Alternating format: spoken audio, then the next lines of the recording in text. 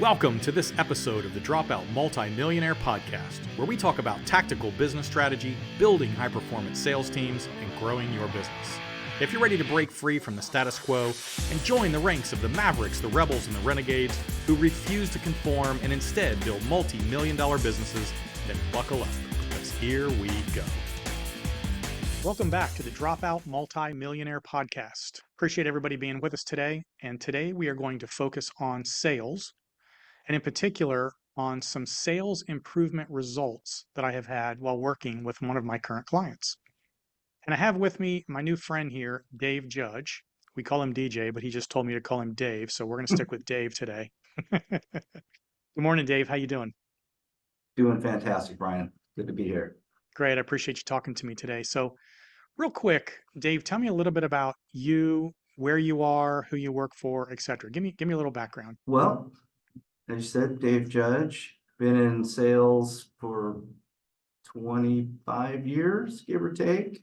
And I work for Lake Washington Windows and Doors here in the Puget Sound, and been here a little over 7 years on the outside sales side of things, and could not be happier, being here.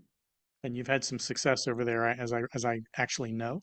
Let me give you guys some background on today's episode, and I want to tell you how I actually ended up meeting Dave. So I was contacted, I think it was back last year in October, by a gentleman named Eric, who at the time was a director of sales for Lake Washington Windows and Doors. And I remember he called me. He had listened to one of my podcasts on sales, and he called me and he said, "Hey man, I got a window and door company over here, and we have a decent sales team, but we're closing at about 27%, and I need to be at 30%. Is that something you can help me with?" Now, from my perspective, that's a relatively typical sales scenario. And as usual, I said yes. And so we ended up doing a contract. And the first thing I do in any engagement is I request all of the data, right? I want to see everything from sales and marketing all combined. I just need to see all the data. I'm a data kind of guy. And so I got all the data. And after I started digging through it, I came up with a game plan.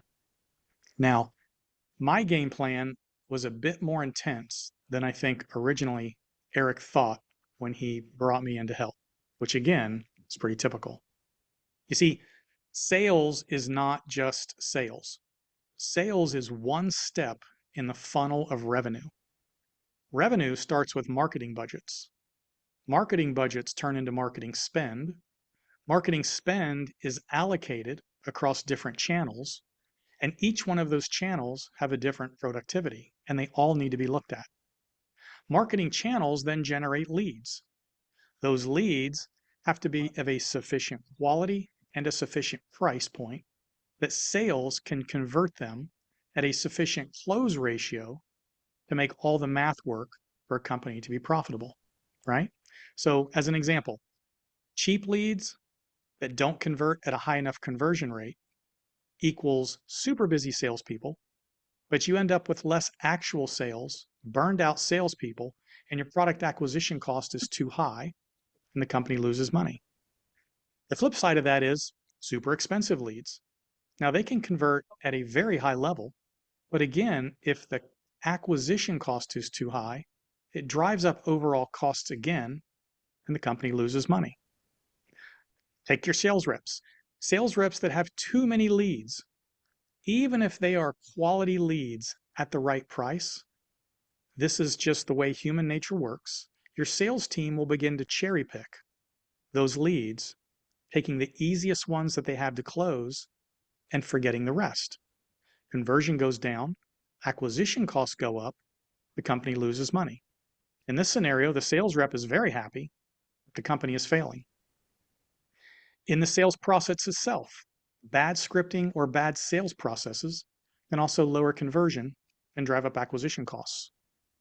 Inadequate sales management systems can leave sales managers and owners in the dark about real production and profit margins until it's too late.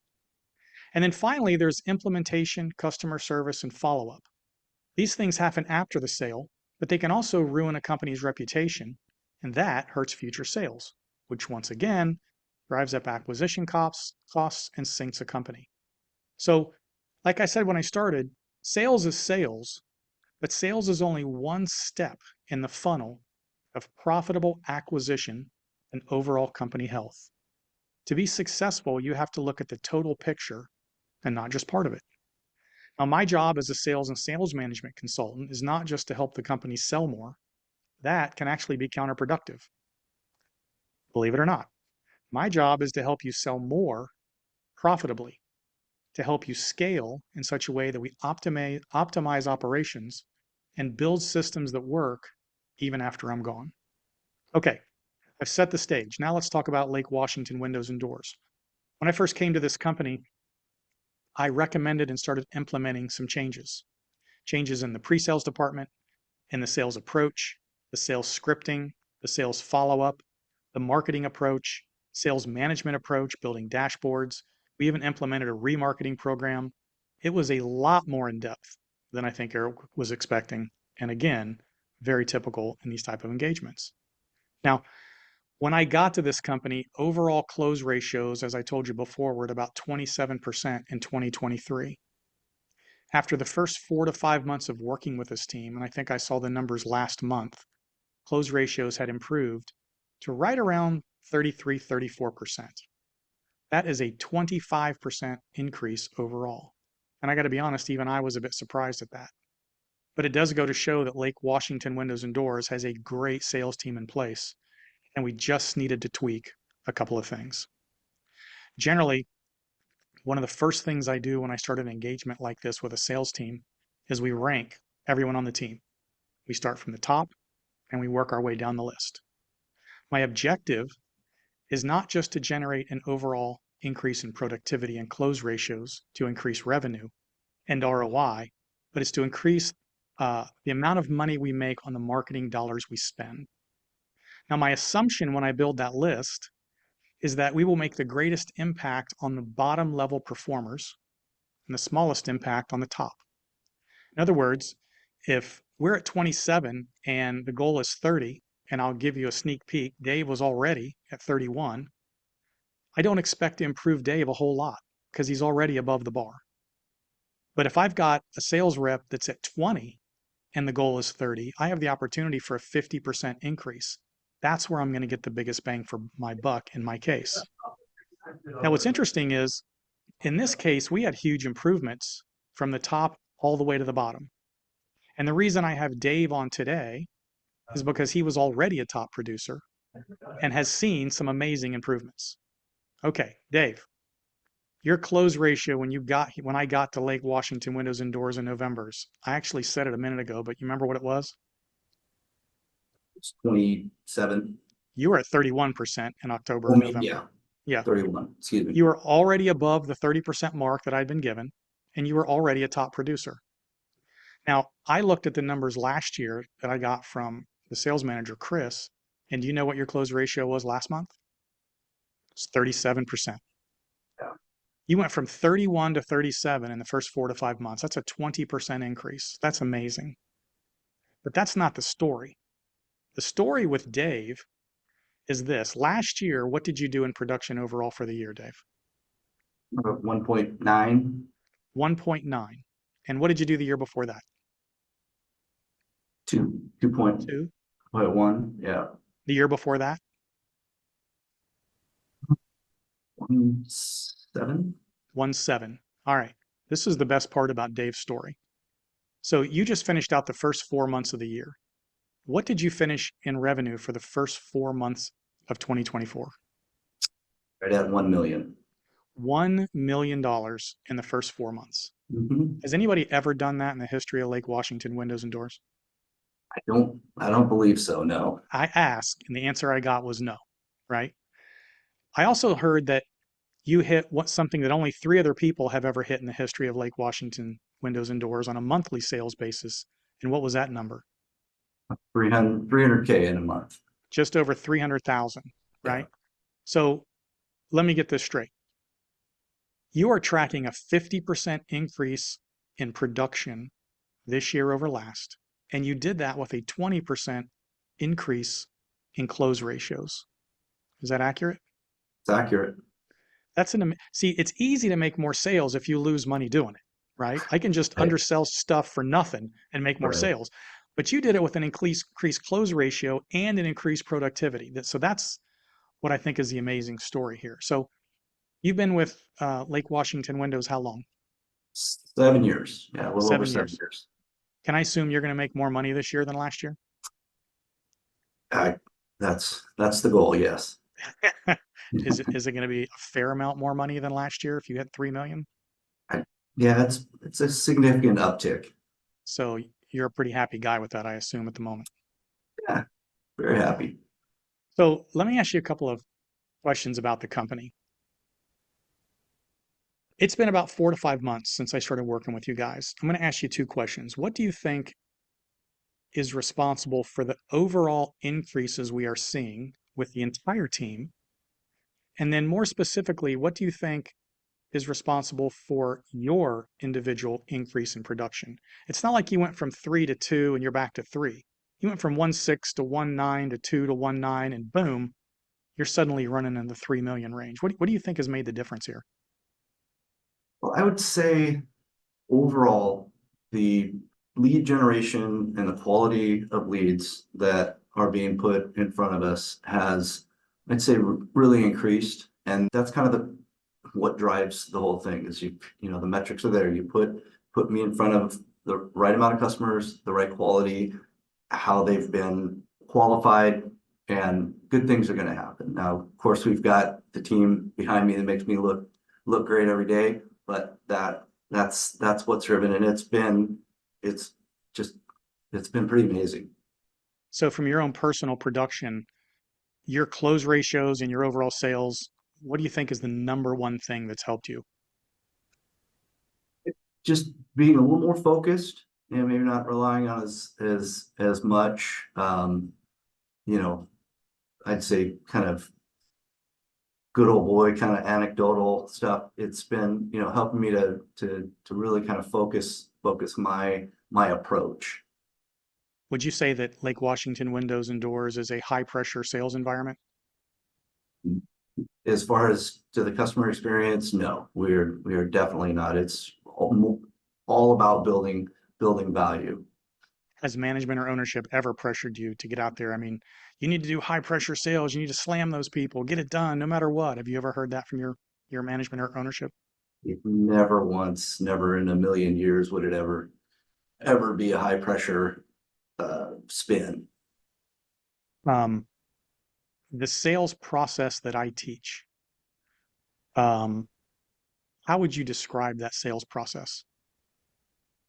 It probably the best word is focused, and giving a structure and helping set expectations throughout, um, touching back and making sure that that customer is, what we do is, let's say, technical per se, but there's a lot of industry jargon, a lot of things to try to convey, and helping touch back and make sure that they're understanding the process, because they don't know what a sales appointment is supposed to look like, especially if we're the first ones in. So just setting those expectations, that's been really key.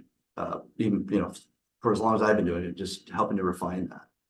Have you worked for anybody, any other of the competition in the market down there? It, not directly, I kind of come from the factory side, so no, being on that side, but I know what other, how other companies approach things, from, if you go back to that high pressure kind of spin. Um, so it kind of helps us to frame how we do things. It's just much more consultative sale. It's interesting. Um, I have found that with top producers, of which you are one, most of the time, I'm not teaching them anything wildly different. I'm not teaching them things that they don't know. It's usually just fine tuning or small tweaks that help them elevate their game, right? So I Mm-hmm. love to go back to the example on one of the very first ride alongs I did when I started working with you guys with John. And I always laugh about this one.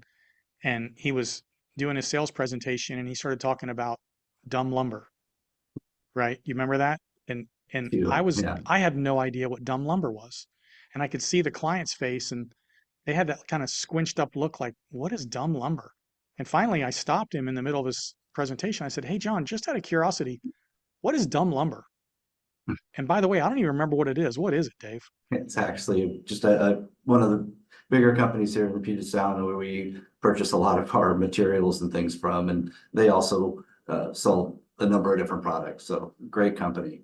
And is it DUNN? Dun lumber? DUNN, yes. Right. Because what we heard was dumb, DUMB. That's why we were so confused.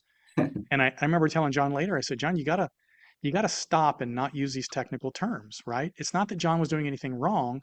It was this small tweak of don't use a technical term without explaining it to the client. Because when he explained it, they went, oh my gosh, thank you for explaining that. I was still trying to figure out what dumb lumber was, right? So these are the kind of little small tweaks that we can put into place that actually increase sales numbers. So let me ask you this, from a training perspective, I've been working with you guys for a while. Would you recommend the training? Is it good training? It's absolutely been fantastic. And I think for us as salespeople, you have to be coachable and be there to understand new concepts, and being coachable is huge. But looking at your holistic approach and organizational, that's what's impressed me, because you're looking at it from all angles. How can we help drive sales? Right. So let me ask you, I love this one because people always say, well, have you ever sold windows and doors before? And let me ask you something. When I got there, Dave, did I know anything about windows and doors? No.